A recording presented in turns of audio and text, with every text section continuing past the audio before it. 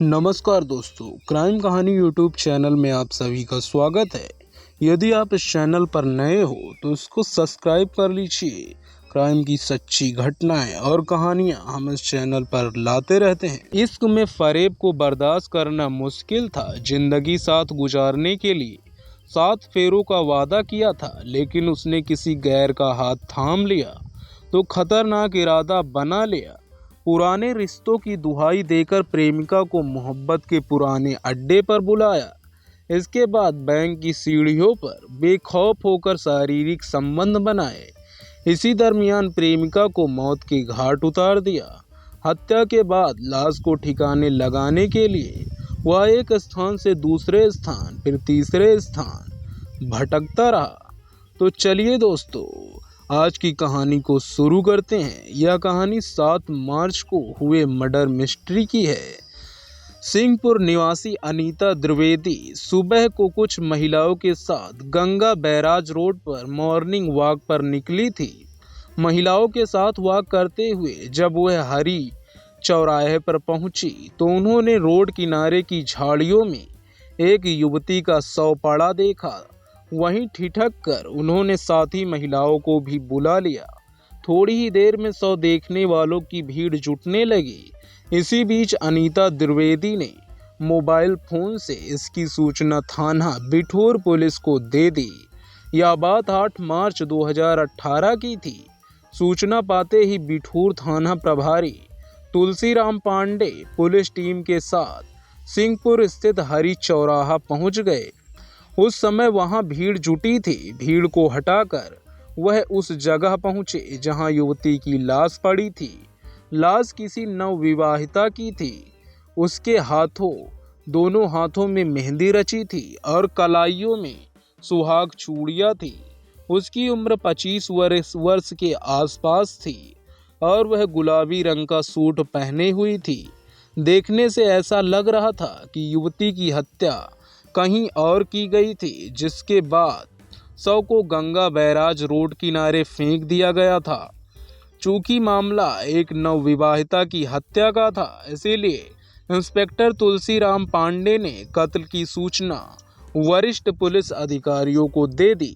सूचना पाते ही एसपी पश्चिम गौरव ग्रोवर, एसपी पूर्व अनुराग आर्या तथा सीओ भगवान सिंह भी वहां आ गए। पुलिस अधिकारियों ने मौके पर फॉरेंसिक टीम को भी बुला लिया। पुलिस अधिकारियों ने घटना स्थल का बारीकी से निरीक्षण किया। इसके बाद मौके पर आई फॉरेंसिक टीम ने जांच किया। युवती के गले पर कपड़े से कसे जाने के साथ साथ उंगलियों के निशान भी थे, जिससे टीम ने संभावना जताई कि युवती की हत्या गला घोंटकर की गई थी। युवती के सिर में दाईं ओर चोट का निशान था। शरीर पर आधा दर्जन खरोच के निशान थे। टीम ने फिंगरप्रिंट के लिए तथा अन्य साक्ष्य भी जुटाने की काफी कोशिश की। इसके बाद में युवती के शव की शिनाख्त नहीं हो पाई थी। पुलिस शिनाख्त के लिए 2 लोगों से पूछताछ कर रही थी। इसी बीच भीड़ में से एक युवक आगे आया और शव को झुककर गौर से देखने लगा। इत्मीनान हो जाने के बाद वह एसपी अनुराग आर्या से बोला, साहब, यह शव पूनम मौर्य का है। कौन है पूनम मौर्य? पूरी बात बताओ। साहब, मेरा नाम श्याम मिश्रा है। मैं बैकुंठ गांव का रहने वाला हूं। हमारे गांव में शिवशंकर मौर्य रहते हैं। पूनम मौर्य उन्हीं की बेटी थी। श्याम मिश्रा की बात सुनकर एसपी अनुराग आर्या ने तत्काल पुलिस भेजकर शिवशंकर मौर्य व उनके घरवालों को बुला लिया। शिवशंकर मौर्य व उनकी पत्नी शिवकांत मौर्य ने जब बेटी का शव देखा तो वह बिलख पड़े। प्रियंका मौर्य भी बड़ी बहन पूनम मौर्य का शव देखकर रोने लगी। पुलिस अधिकारियों ने उन सभी को धैर्य बंधाया और आश्वासन दिया कि पूनम मौर्य के हत्यारों को बख्शा नहीं जाएगा। शव की शिनाख्त हो जाने के बाद एसपी पश्चिम गौरव ग्रोवर ने मजिस्ट्रेट की उपस्थिति में पूनम मौर्य के शव का पंचनामा भरवाकर शव को पोस्टमार्टम के लिए लाला लाजपत राय चिकित्सालय कानपुर भिजवा दिया। साथ ही सुरक्षा की दृष्टि से 2 सिपाहियों और एक दरोगा की ड्यूटी पोस्टमार्टम हाउस पर लगा दी। इसके बाद इंस्पेक्टर तुलसीराम पांडे ने शिवशंकर से पूछताछ की तो उसने बताया कि गांव में उसकी किसी से कोई दुश्मनी नहीं है, ना ही जमीन जायदाद का झगड़ा है। उसे नहीं मालूम कि पूनम की हत्या किसने और क्यों कर दी। चूंकि शिवशंकर ने किसी पर शक नहीं जताया था, इसीलिए तुलसीराम पांडे ने शिवशंकर को वादी बनाकर धारा 302 आईपीसी के तहत अज्ञात के खिलाफ रिपोर्ट दर्ज कर दिया। रिपोर्ट दर्ज होने के बाद एसपी पश्चिम गौरव ग्रोवर ने सीओ भगवान सिंह के निर्देशन में पूनम की हत्या का राज खोलने के लिए एक सशक्त पुलिस टीम का गठन किया। इस टीम में Bithoor inspector Tulsiram Pandey, sub inspector Devendra Singh, Sanjay Maurya, Rajesh Singh सिपाही, रघुराज सिंह, देवी शरण सिंह तथा मोहम्मद खालिद को शामिल किया गया। पुलिस टीम ने अपनी जांच मृतका के पिता शिवशंकर मौर्य से शुरू की। पुलिस ने मृतका के पिता का विधिवत बयान दर्ज किया। अपने बयान में शिवशंकर ने बताया कि उसने पूनम मौर्य की शादी 17 फरवरी 2018 को सामूहिक विवाह समारोह में उन्नाव जिले के गांव पराग खेड़ा निवासी अंकुश मौर्य के साथ की थी। 20 फरवरी को वह पूनम मौर्य की चौथी ले आया था, तब से वह मायके में ही थी। 7 मार्च को पूनम दोपहर बाद दवा लेने आस्था नर्सिंग होम सिंहपुर गई थी। जाते समय वह अपना मोबाइल फ़ोन घर पर ही भूल गई थी। अलबत्ता उसके पास दूसरा मोबाइल था। शाम 6 बजे तक जब वापस नहीं आई तो चिंता हुई, उसका मोबाइल भी बंद था। शादी के पहले पूनम मौर्य आस्था नर्सिंग होम में काम करती थी, इसीलिए हमने सोचा कि शायद वह वहीं रुक गई होगी, सुबह तक आ जाएगी। लेकिन सुबह उसकी मौत की खबर मिली। पूनम घर से जाते वक्त पूरे जेवर पहने हुई थी जो गायब थे। शिवशंकर मौर्य के बयान से पुलिस टीम को शक हुआ कि कहीं पूनम के पति अंकुश ने जेवर हड़प कर उसकी हत्या तो नहीं कर दी। पुलिस टीम ने घर में रखा पूनम का मोबाइल फोन अपने कब्जे में ले लिया और पराग खेड़ा निवासी पूनम के पति अंकुश को हिरासत में लेकर पूछताछ की। अंकुश ने पुलिस को बताया कि पूनम की हत्या में उसकी कोई हाथ नहीं है। वह तो पूनम से बहुत प्यार करता था। वह उसे लेने जाने ही वाला था कि उसकी मौत की खबर मिल गई। अंकुश ने पुलिस की टीम को एक चौंकाने वाली जानकारी दी। उसने बताया कि पूनम जब ससुराल में थी तब उसके मोबाइल पर अक्सर गोलू नाम के किसी युवक का फोन आता था। देर रात भी वह उससे बातें किया करती थी। पूछने पर पूनम ने बताया था कि गोलू उसका मौसेरा भाई है। पुलिस टीम ने गोलू के संबंध में शिवशंकर से पूछताछ की तो यह बात गलत निकली कि गोलू पूनम का मौसेरा भाई है। पुलिस टीम ने पूनम के मोबाइल के संबंध में जानकारी जुटाई तो पता चला कि वह मोबाइल चोरी का है, लेकिन सिम कार्ड नीरज के नाम का है जो नया पुरवा हिंगू आपू का रहने वाला है। पुलिस ने रात में छापा मारकर नीरज उर्फ गोलू को हिरासत में ले लिया। थाना बिठूर लाकर जब नीरज उर्फ गोलू से पूनम की हत्या के संबंध में पूछा गया तो उसने साफ साफ कहा कि पूनम की हत्या में उसका कोई हाथ नहीं है। लेकिन जब उससे पुलिसिया अंदाज में पूछताछ की गई तो वह जल्दी ही टूट गया और उसने अपना जुर्म कबूल कर लिया। नीरज ने बताया कि पूनम ने उसके साथ बेवफाई की थी, इसीलिए उसने उसे मौत की नींद सुला दी। पुलिस टीम ने नीरज की निशानदेही पर हत्या में इस्तेमाल दुपट्टा, पूनम का मोबाइल, महंगे लॉकेट के मंगलसूत्र, सोने की अंगूठी, टॉप्स, पायल, बिछिया वगैरह बरामद कर लिए। चूँकि नीरज उर्फ गोलू ने पूनम की हत्या का जुर्म कबूल कर लिया था, अतः पुलिस ने नीरज को हत्या के जुर्म में नामजद गिरफ्तार कर लिया। नीरज के बयानों के आधार पर प्रेमिका की बेवफाई की जो कहानी प्रकाश में आई वह इस तरह थी। कानपुर शहर से 20 किलोमीटर दूर है ऐतिहासिक कस्बा बिठूर। इस कस्बे में 2 किलोमीटर दूर एक गांव बैकुंठपुर है। मिली जुली आबादी वाले इस गांव में शिवशंकर मौर्य अपने परिवार के साथ रहता था। उसके परिवार में पत्नी शिवकांत मौर्य के अलावा 2 बेटियां पूनम मौर्य, प्रियंका मौर्य तथा एक बेटा अमन मौर्य था। शिवशंकर मौर्य लोडर चालक था। मिलने वाले वेतन से ही वह अपने परिवार के भरण पोषण करता था। भाई बहनों में पूनम मौर्य सबसे बड़ी थी। वह खूबसूरत तो थी ही, पर जैसे जैसे जवानी चढ़ी वह उसके बदन को सजाती गई। पूनम की खूबसूरती और निरखती हुई यौवन के फूल खिलते हैं तो उसकी मादक में फिजा में फैलती है। ऐसे में भंवरों का फूलों के इर्द गिर्द मंडराना स्वाभाविक है। मचलते भंवरे पूनम के इर्द गिर्द मंडराते तो उसे अच्छा लगता था। पूनम जितनी खूबसूरत थी उतनी ही पढ़ने लिखने में भी तेज थी।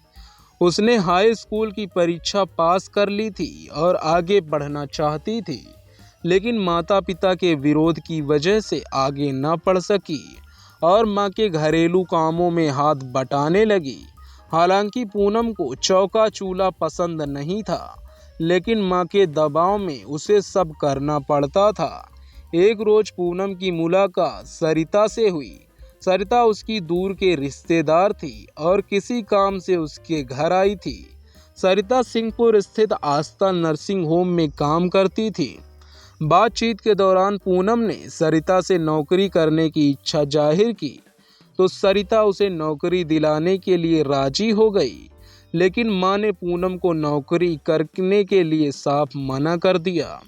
कुछ माह तक पूनम अपनी मां शिवकांत को नौकरी के लिए मनाती रही, लेकिन जब वह नहीं मानी तो पूनम ने अपना निर्णय सुना दिया। मां, तुम राजी हो या ना हो, अपनी ज़रूरतें पूरी करने के लिए मैं नौकरी करूंगी। पूनम के निर्णय के आगे शिवकांत को झुकना पड़ा। इसके बाद पूनम आस्था नर्सिंग होम में काम करने लगी। पूनम के गांव से सिंहपुर ज़्यादा दूर नहीं था।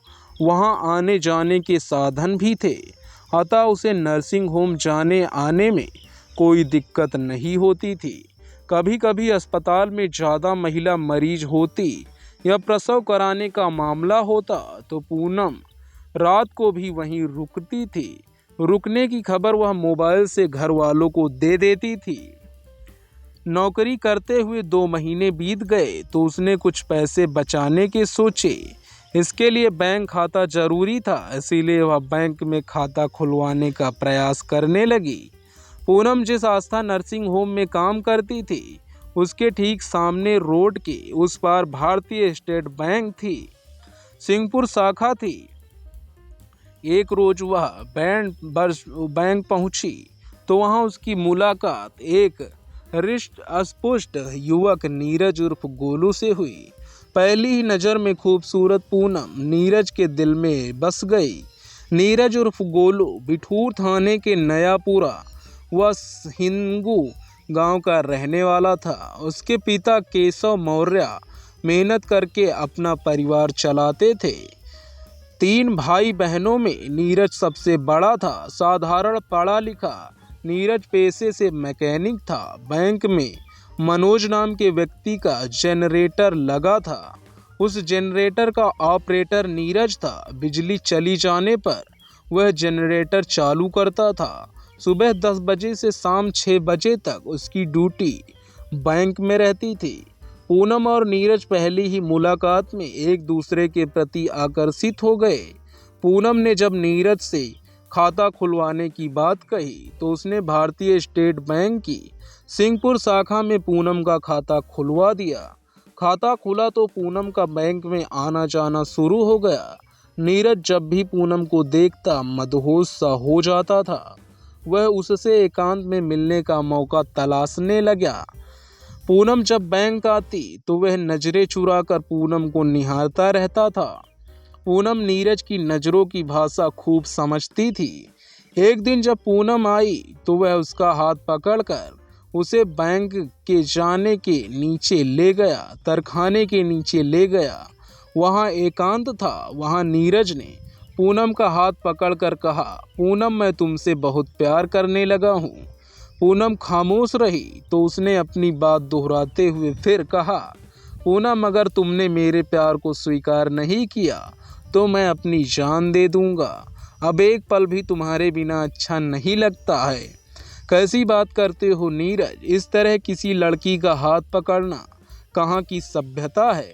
पूनम ने मुस्कुराते हुए कहा, तुम प्यार करते हो तो यह ठीक है, पर मैं तुमसे प्यार नहीं करती हूँ। पूनम की मुस्कुराहट से नीरज की हिम्मत बढ़ गई। उसने पूनम को अपने आगोश में भर लिया। पूनम उसके सीने से चिपक कर बोली, नीरज मैं भी तुमसे प्यार करती हूँ और काफ़ी दिनों से तुम मेरे दिल में बसे हुए हो। मैं चाहती थी कि शुरुआत तुम करो। बताओ मुझे जीवन के किस मोड़ पर तो धोखा नहीं दोगे। तुम मेरे मन में बस गई हो पूनम, भला मैं कैसे तुम्हें धोखा दे सकता हूँ। तुम तो मेरी जिंदगी हो। नीरज की यह विश्वास भरी बातें सुनकर पूनम समर्पण की भावना के साथ उससे लिपट गई। धीरे धीरे दोनों का प्यार अमर बेल की तरह बढ़ने लगा। पूनम के दिल में नीरज गहराइयों तक उतरता चला गया। बैंक के जाने के तरखाने के नीचे का एकांत स्थल उनके मिलने की पसंदीदा जगह बन गया। इन सब के चलते एक दिन दोनों के बीच मर्यादा की सारी दीवारें भी ढह गई।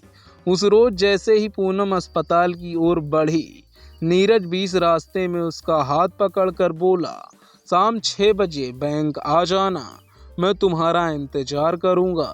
पूनम को लगा जैसे उसका दिल उछलकर सीने से बाहर आ जाएगा। अस्पताल में उसका पूरा दिन बेचैनी से गुजरा। वह सोचती रही कि नीरज ने बुलाया है तो जाना तो पड़ेगा ही। वह खुद भी नीरज से मिलना चाहती थी। जिस दिन ढहने लगा, पूनम की बेचैनी बढ़ने लगी। मिलने का तयशुदा वक्त आया तो पूनम तेज कदमों से बैंक की ओर बढ़ गई। बैंक के करीब पहुंचते ही नीरज उसे दिख गया।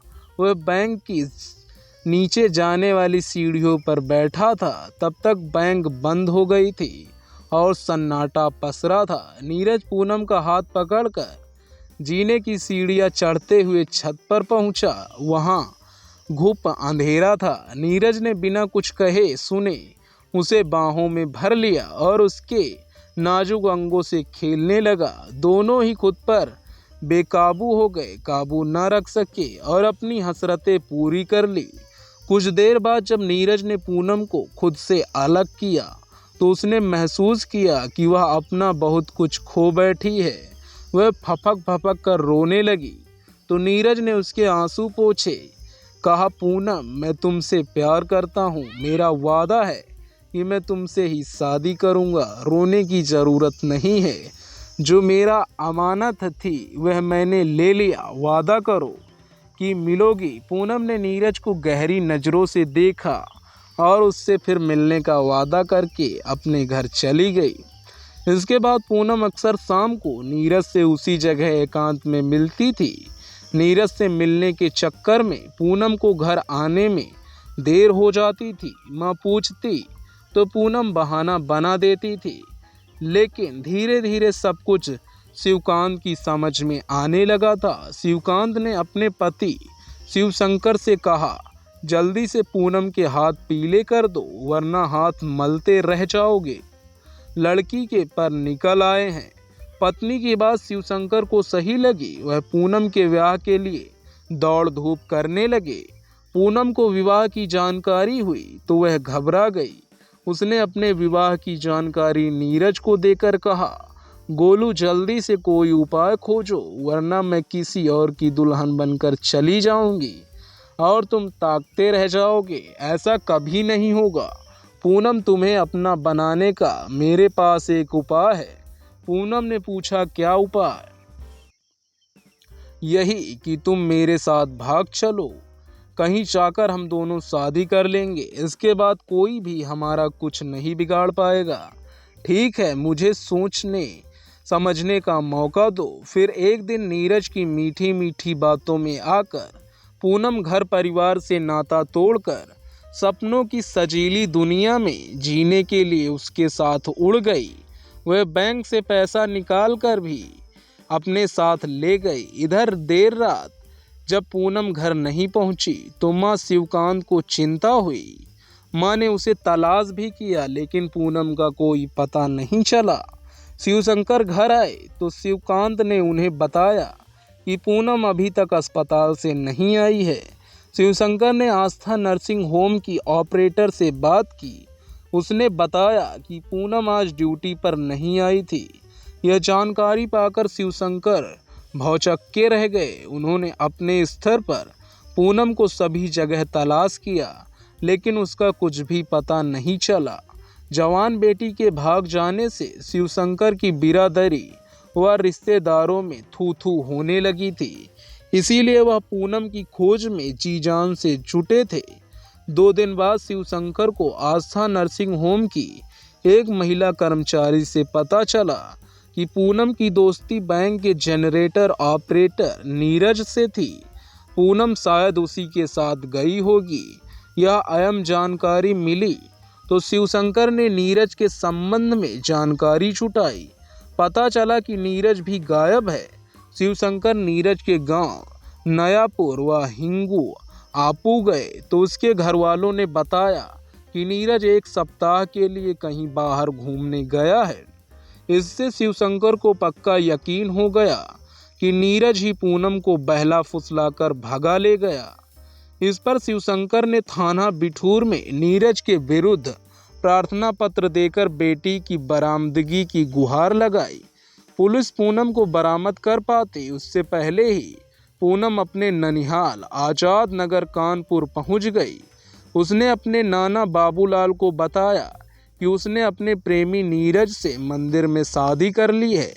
बाबूलाल ने इसकी जानकारी शिवशंकर को दी तो वह पूनम को समझाकर घर ले आए।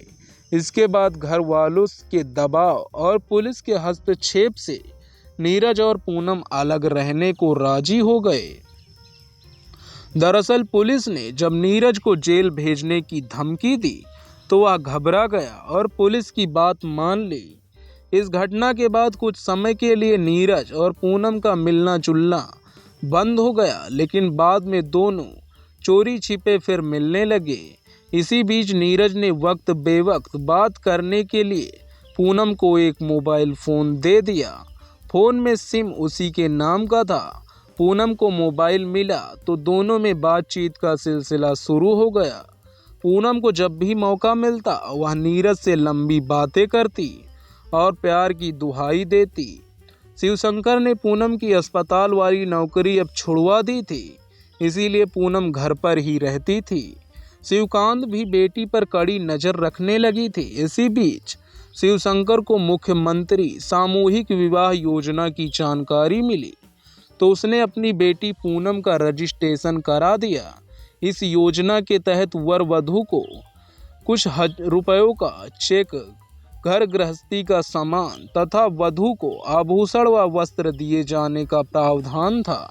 वर वधू का परिचय सम्मेलन हुआ तो शिवशंकर भी अपनी पत्नी शिवकांत व बेटी पूनम को साथ लेकर पहुंचा। शिवशंकर ने उन्नाव जिले के पराखेड़ा गांव निवासी राजवीर मौर्य के पुत्र अंकुश मौर्य को अपनी बेटी पूनम के लिए पसंद कर लिया। पूनम और अंकुश ने भी एक दूसरे को देखकर हामी भर दी। 17 फरवरी 2018 को सामूहिक विवाह में पूनम की शादी अंकुश से हो गई। शादी के बाद पूनम अंकुश की दुल्हन बनकर ससुराल चली गई। चूंकि पूनम सुंदर थी, उसे जिसने भी देखा उसी ने उसके रूप सौंदर्य की तारीफ की। अंकुश स्वयं भी सुंदर पत्नी पाकर खुश था। सजीला पति पाकर पूनम भी खुश थी। फिर भी उसे अपने प्रेमी नीरज की रह रहकर याद आ रही थी। सुहाग रात को भी वह नीरज को भुला नहीं पाई थी। ससुराल में पूनम मात्र 3 दिन ही रही। इस बीच नीरज फोन करके उससे बातें करता रहा। अंकुश ने बार बार फोन आने पर पूनम को टोका तो वह बोली, गोलू का फ़ोन आता है। गोलू मेरी मौसी का लड़का है। मैं अंकुश से सहज ही पूनम की बात पर यकीन कर लिया। 20 फरवरी को शिवशंकर अपनी बेटी पूनम को ससुराल से लिवा लाया। दरअसल परंपरा के हिसाब से नवविवाहिता ससुराल में पहली होली जलती नहीं देख सकती थी। इसी परंपरा की वजह से शिवशंकर होली से 8 दिन पहले ही पूनम को ले आया था।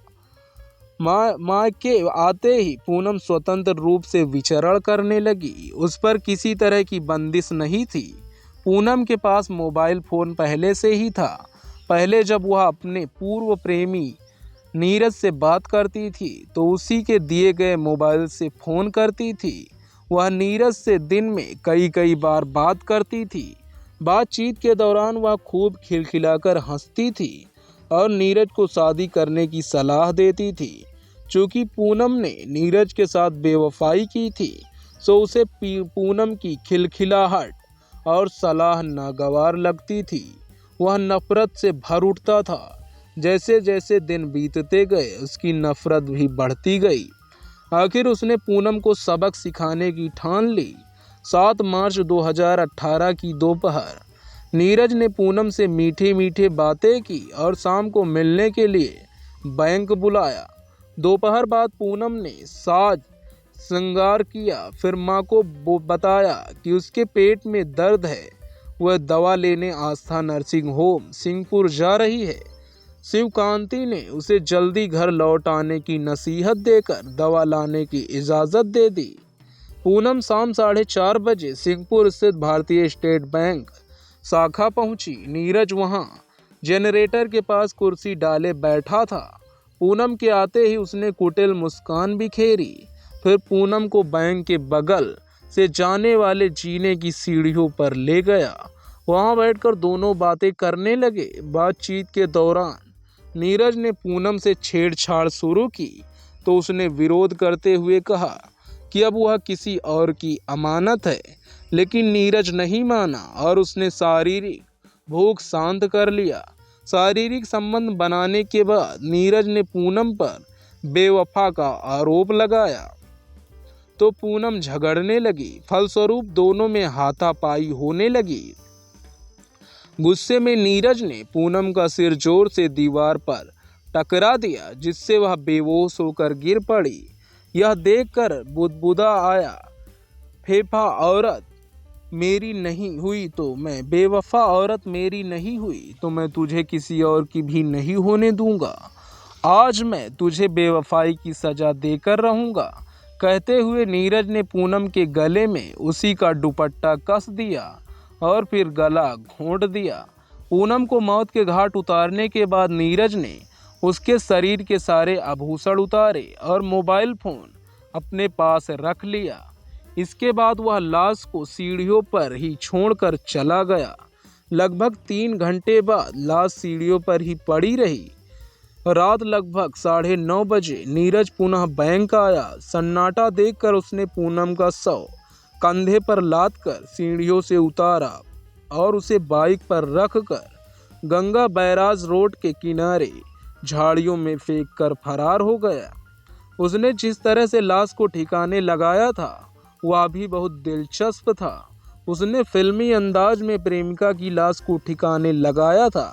पूनम की लाश को खाली प्लांट में ढकेलने के बाद उसे ठिकाने लगाने के लिए नीरज ने जुगत लगाई। इस कत्ल में वह किसी को साझीदार नहीं बनाना चाहता था। इसीलिए बैंक बंद होने के बाद रात 9 बजे फिर प्रेमिका की लाश के पास पहुंचा। दुपट्टे के सहारे लाश को अपनी पीठ पर बांधकर बाइक पर ऐसे बैठ गया जैसे 2 प्रेमी जोड़े अक्सर ही बाइक पर घूमते नजर आते हैं। कुछ देर लाश के साथ बाइकिंग करने के बाद नीरज सिंहपुर स्थित गंगा बैराज वाली सड़क पर पहुंचा, जहां पूनम की लाश को छोड़कर भाग निकला। इधर जब देर रात तक पूनम दवा लेकर घर नहीं लौटी तो शिवशंकर व उसकी पत्नी शिवकांत को चिंता हुई। रात भर दोनों परेशान रहे। दूसरे रोज शिवशंकर पूनम का पता लगाने आस्था नर्सिंग होम जा ही रहा था कि पुलिस की जीप उसके दरवाजे पर आकर खड़ी हो गई।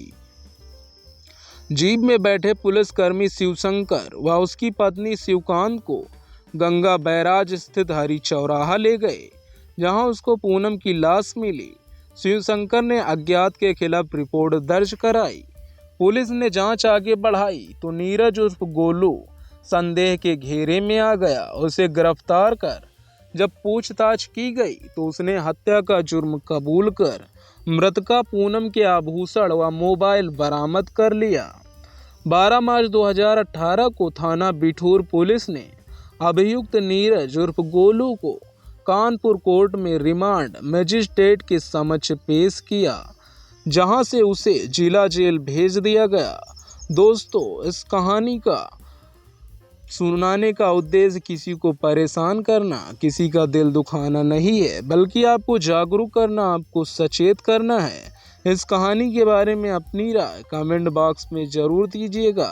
ऐसी ही क्राइम की सच्ची कहानियाँ, सच्ची घटनाएं सुनने के लिए हमारे चैनल क्राइम कहानी को सब्सक्राइब कर लीजिए, ताकि ऐसी ही सच्ची घटनाओं का नोटिफिकेशन आपको मिलता रहे। तो दोस्तों, फिर हमें इजाज़त दीजिए। आप सभी अपना ख्याल रखिए। धन्यवाद। मिलते हैं आगे की क्राइम कहानी में।